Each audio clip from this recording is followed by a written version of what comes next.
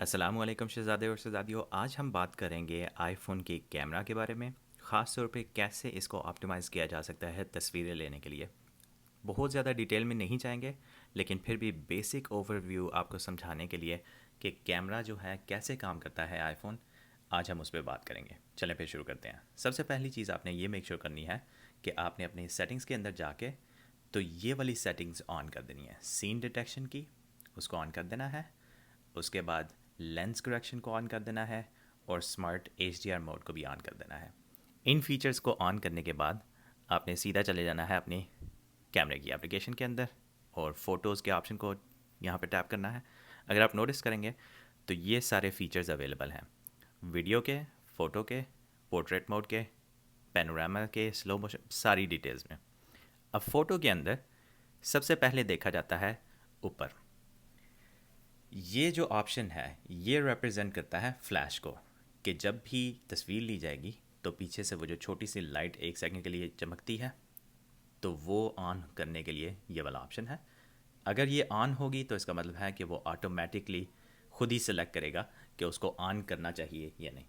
तो इसके ऊपर टैप करते हैं और टैप करने के बाद हम लोग देखते हैं कि उसके ऊपर कट का एक निशान पड़ जाता है। इसका मतलब है कि वो ऑन नहीं होगा। हम लोग कंट्रोल करना चाह रहे हैं कि कोई भी लाइट वहाँ पे मौजूद ना हो।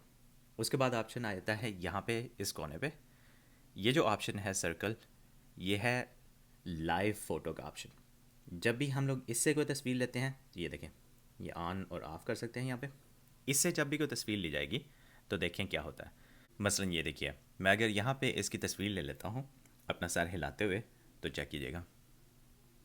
अब देखें, जब मैं फ़ोटो के अंदर जाता हूँ तो यहाँ पे सबसे पहले ऊपर लाइव का ऑप्शन नज़र आएगा। इसका मतलब है कि फ़ोटो में वो जो लाइव का ऑप्शन था वो सेव हो गया हुआ है। अब उस लाइव के ऑप्शन से क्या होता है, मसलन जब हम इस तस्वीर के ऊपर हाथ रखेंगे, तो चेक कीजिएगा, वो उससे 1 सेकंड पहले और 1 सेकंड बाद की सारी रिकॉर्डिंग उसी तस्वीर के डेटे के साथ सेव हो जाती है।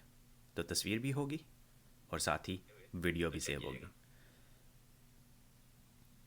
अब अगर हम लोगों ने इस तरह की कोई तस्वीर ली है किसी वजह से और हम लोग चेंज करना चाहते हैं कि जो मेन पिक्चर है वो कैसे चेंज हो, तो उसके लिए ये ऑप्शन है।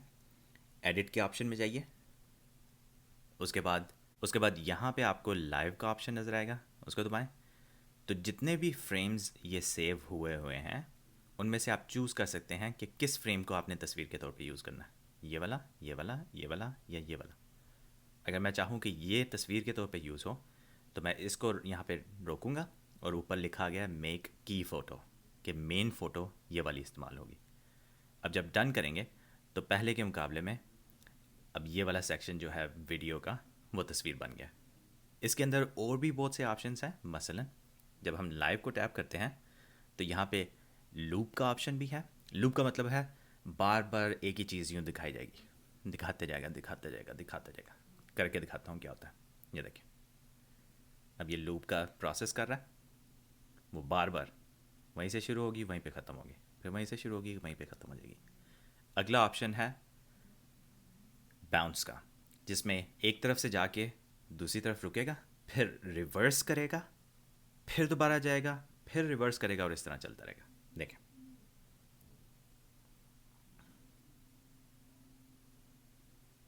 देखें, अब आपको इसकी बाय लॉजिक एंडिंग कोई नज़र नहीं आ रही, बस मुसलसल लूप चल रहा है एक। उसके बाद आ जाता है अगला ऑप्शन लॉन्ग एक्सपोजर का।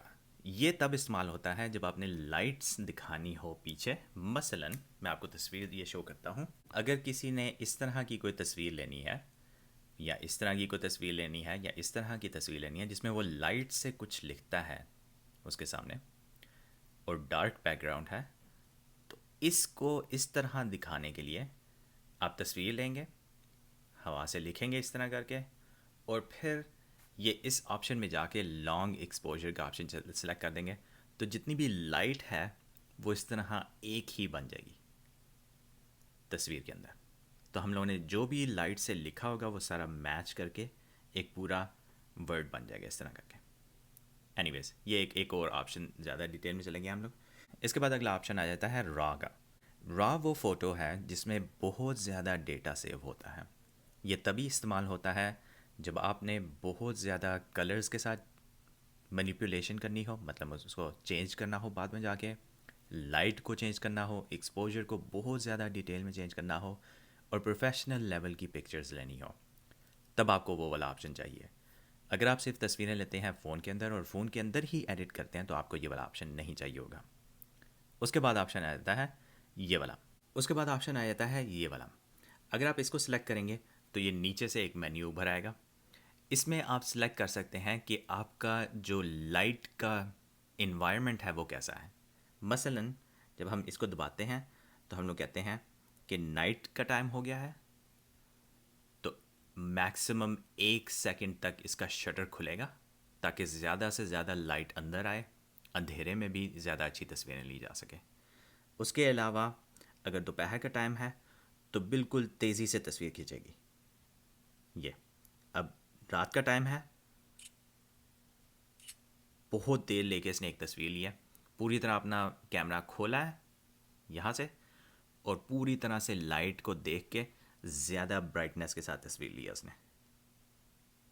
यहाँ पे वाइट कम है, यहाँ पे as opposed to that picture white थोड़ा सा कम है, यहाँ पे ज़्यादा है, यहाँ पे कम है।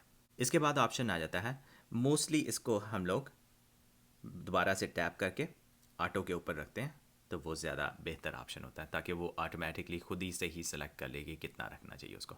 उसके बाद ऑप्शन आ जाता है ये जो ट्रायंगल बना हुआ है, जब इसको दबाएंगे तो नीचे से और भी मुख्तलिफ़ किस्म की चीज़ें खुल जाएंगी। यहाँ पे आपके जितनी भी सेटिंग्स हैं तस्वीर की वो सामने नज़र आ जाती हैं। मसलन ये फ़्लैश को ऑटो पे रखना है या ऑन करना है। अगर ऑन करेंगे तो वो जो पीछे वाला फ़्लैश है तस्वीर लेते हुए खुद ही खुद ही खुल जाएगा। अब अगर हम तस्वीर लेते हैं तो वो फ़्लैश खुद ही खुल जाता है अगर उसको बाय डिफ़ॉल्ट हम लोग ऑन रखें। अगर हम लोग उसको ऑटो पे रखेंगे तो क्योंकि इस टाइम इन्वायरमेंट काफ़ी लाइट हुई है, इस वजह से तस्वीर लेते हुए वो दोबारा से ऑन नहीं होगा और तस्वीर ले ली जाएगी।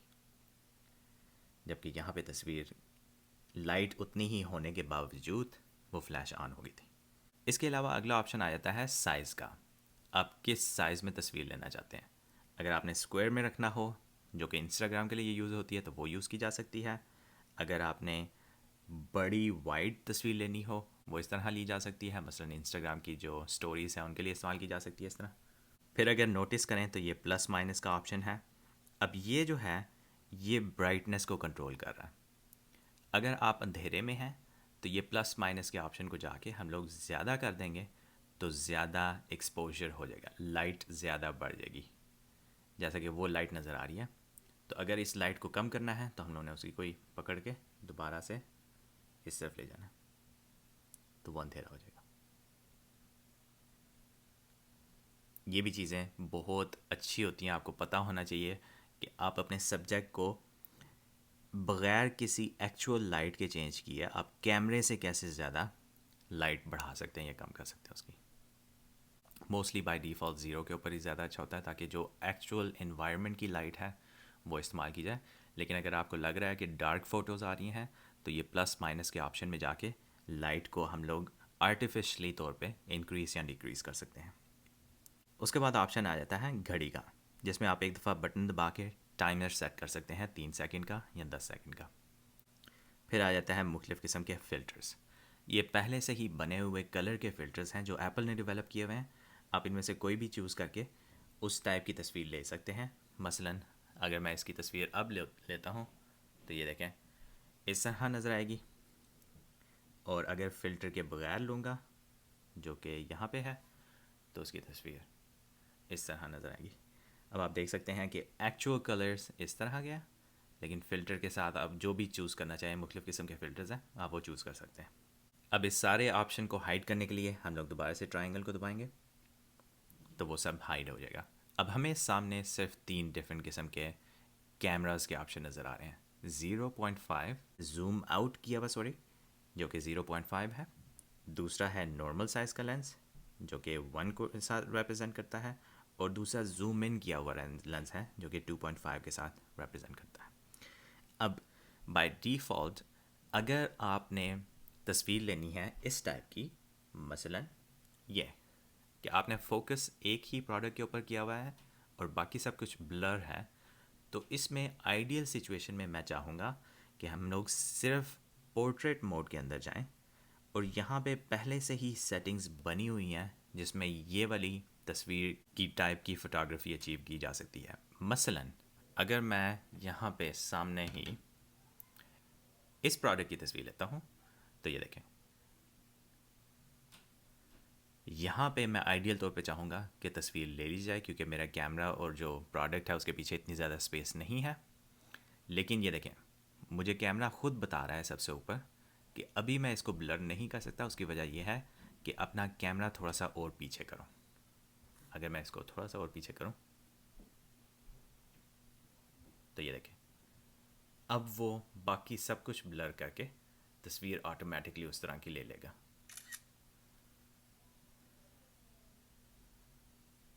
ये देखिए, अब अगर हम लोग जूम इन करते हैं तो ये जो है फोकस में है, जबकि वो सब कुछ ब्लर हुआ हुआ है। आइडियल सिचुएशन में अगर आप बिल्कुल बग़ैर किसी और चीज़ के फोकस के सिर्फ चीज़ को अच्छे तरीके से तस्वीर लें तो वो ब्लर हो जाती है। मसलन अगर मैं आपको दिखाऊं कि दोबारा से इसी की तस्वीर लूं, लेकिन बैकग्राउंड में इस तरह पास पास कुछ भी ना हो, तो देखें फिर कैसी नज़र आती है। ये देखिए, अब इस तरह की तस्वीर में जिसमें इस प्रोडक्ट के पास बिल्कुल कोई भी चीज़ नहीं है और दूर दूर करके बैकग्राउंड है, वो उसी तरह ब्लरी नज़र आएगा जिस तरह की उस तस्वीर में नज़र आ रहा है। अगेन, ये सारी चीज़ें पोर्ट्रेट मोड में बाय डिफ़ॉल्ट मौजूद हैं। अगर आप चाहते हैं कि आप लाइट को भी कंट्रोल करें इसमें, तो आप इन ऑप्शंस में जाके चूज़ कर सकते हैं कि आप स्टूडियो की लाइट यूज़ कर रहे हैं, जो कॉन्टोर की लाइट है वो यूज़ कर रहे हैं, स्टेजिंग की लाइट यूज़ कर रहे हैं। इस तरह की जितने भी ऑप्शंस हैं, अब इनमें से आप जाके देख सकते हैं कि जब आप इस तरह तस्वीरें लेते हैं तो उससे क्या इफ़ेक्ट पड़ता है। लेकिन ये सब कुछ फोकस करता है प्रोडक्ट के ऊपर और बाकी सब कुछ बैकग्राउंड ब्लरी कर देता है या उसकी कलर चेंज कर देता है। इसमें जाके आप खुद ही से देख सकते हैं कि क्या होता है। अब इसी पोर्ट्रेट मोड में अगर आप देखें तो ये हमारे पास ऑप्शंस भी है कि अगर थोड़ा सा और जूम करके आपने तस्वीर लेनी है किसी चीज़ की, तो वो भी ली जा सकती है। मसलन दोबारा से मैं जूम करके इसकी तस्वीर लेता हूँ उसी पॉइंट पे और देखते हैं इसका क्या होता है। इस तस्वीर में और इस तस्वीर में फ़र्क नोटिस करें। ये चीज़ है कि इसमें जब हम लोगों ने 2.5 का जूम इन कैमरा यूज़ किया है तो बैकग्राउंड बहुत कम नज़र आ रहा है और सब कुछ पास पास हो गया, as opposed to this picture जिसमें सब कुछ दूर दूर है लेकिन फिर भी ब्लरी है, हाथ भी ज़्यादा आ रहा है और बैकग्राउंड भी बहुत ज़्यादा आ रहा है। तो ये जो सारी चीज़ें हैं ये भी आपको मदद दे सकती हैं कि अगर आपकी मॉडल जो है जब तस्वीर ले रहे हैं थोड़ी दूर खड़ी है तो 2.5 करके आप उसकी इसी तरह बैकग्राउंड ब्लर करके तस्वीर ले सकते हैं। अगेन, जब भी आप तस्वीर ले रहे होंगे तो आपको वो बता देगा कैमरा मूव फर्दर अवे। ये देखें सबसे ऊपर लिखा आ रहा है, तो उसको फॉलो करें और जहाँ पे कहता है कि ठीक है और वाकई आपको बैकग्राउंड ब्लर होता हुआ नज़र आता है, तस्वीर ले लें। इसके बाद आ जाते हैं मेन कैमरा की तरफ। अब मेन कैमरे में, जो कि मैं पहले बता चुका हूँ, ये जूम आउट का ऑप्शन भी है जिसमें अगर आपने किसी लैंडस्केप की तस्वीर लेनी है, किसी चीज़ को बड़ा बड़ा करके दिखाना है, उसके लिए ये वाला कैमरा इस्तेमाल होता है। मसलन अगर आप बाहर हाइकिंग पे गए हैं और काफ़ी चीज़ें हैं आपके सामने और आप कोई अच्छी सी तस्वीर लेना चाहते हैं, तो बजाय इसके कि आप ऑब्जेक्ट के ऊपर जूम इन करके उसकी तस्वीर लें, आप जूम आउट करके इस ऑप्शन को चूज़ करके सारी चीज़ की तस्वीर भी ले सकते हैं और ये तस्वीर बहुत अच्छी लगती है इस तरह लैंडस्केप वगैरह के अंदर। उसके बाद नंबर 1 एंड नंबर 2.5 कैमरा के वही इफ़ेक्ट है जो कि पहले ही हम पोर्ट्रेट मोड के इफ़ेक्ट्स में दिखा चुके हैं कि इससे रेगुलर साइज़ की इमेज आएगी और इससे 2.5 जूम इन किया हुआ कैमरा इस्तेमाल होगा। और अगेन, इससे बहुत ज़्यादा ब्लर होगा बैकग्राउंड और जो दूसरे वाला है उससे इतना ब्लर नहीं होगा। ये देख लें, जब भी मैं इसके ऊपर फोकस करता हूँ तो वो खुद ही बखुद ही इसकी तस्वीर अच्छी ले रहेगा। बैकग्राउंड ब्लर है, जैसे मैं निकालता हूँ तो उसके ऊपर फोकस हो गया और उससे पीछे वाला जो बैकग्राउंड है वो ब्लर है। अब बात करते हैं फ़ोटो की एडिटिंग की तरफ। जब भी आप कोई तस्वीर लेते हैं उसके अंदर एडिट का ऑप्शन आपको यहाँ पे करके नज़र आता है। इसको दबाएंगे तो ये मुख्तलिफ़ किस्म के ऑप्शंस हैं जिसमें जाके आप इंडिविजुअली तौर पे मुख्तलिफ़ किस्म के फ़ीचर्स इस तस्वीर के चेंज कर सकते हैं। मसलन एक्सपोजर के ऑप्शन में जाके आप लाइट को पूरी तस्वीर में चेंज या ज़्यादा कर सकते हैं, कम या ज़्यादा कर सकते हैं, या फिर इसी तरह ब्रिलियंस के अंदर जाके आप बाज़ हिस्से जो हैं उसके वो ज़्यादा दिखा सकते हैं, ये कम दिखा सकते हैं। इस तरह करके आप प्ले अराउंड करें कि क्या चीज़ें आप कम या ज़्यादा करना चाहते हैं, और उसके हिसाब से आप अपनी तस्वीर को बना के अपलोड कर सकते हैं। लेकिन मैं एक चीज़ अर्ज़ करता चलूँ कि आपने कभी भी ये नहीं करना कि सैचुरेशन में जाके कलर्स को बहुत ज़्यादा इंक्रीज़ कर दें, क्योंकि जब भी बहुत ज़्यादा इंक्रीज़ करेंगे तो ये अनप्रोफेशनल लुक आती है, बिल्कुल अननेचुरल है, इसको बिल्कुल भी पसंद नहीं किया जाता। बहुत ज़्यादा लोग इसको इस्तेमाल कर रहे हैं क्योंकि उनको इसके बारे में नहीं पता। इस वजह से मैं आपको बता रहा हूँ कि कभी भी कलर्स को या तस्वीर को अननेचुरल हद तक नहीं नज़र आना चाहिए। उसके कलर्स बहुत अच्छे हों, ज़्यादा ब्राइट ना हों, नॉर्मल सी तादाद में रखें उनको। और इसी तरह जो उसकी ब्राइटनेस है या उसके ऊपर फ़िल्टर्स वगैरह भी जो लगाए जाते हैं, मसलन अगर मैं ये वाला फ़िल्टर चूज़ करता हूँ तो इस फ़िल्टर के अंदर भी मैं फुल उसको लगाने की ज़रूरत नहीं है, कम सा भी लगाऊंगा ना तो वो भी बहुत अच्छा लगता है। वैशी होने की ज़रूरत नहीं है इसमें। ये बताने की वजह यह है कि टिकटॉक के ऊपर जितनी भी वीडियोस के ऊपर भी फ़िल्टर्स लगाए जाते हैं वो भी बहुत ज़्यादा तादाद में लगाए जाते हैं, इस वजह से उससे भी सब कुछ अननेचुरल और प्रोफेशनल ज़रा भी नहीं लगता। ये रही आज की वीडियो, मिलते हैं अगली वीडियो में। शुजात आउट। अस्सलाम वालेकुम रहमतुल्लाहि व बरकातुहू।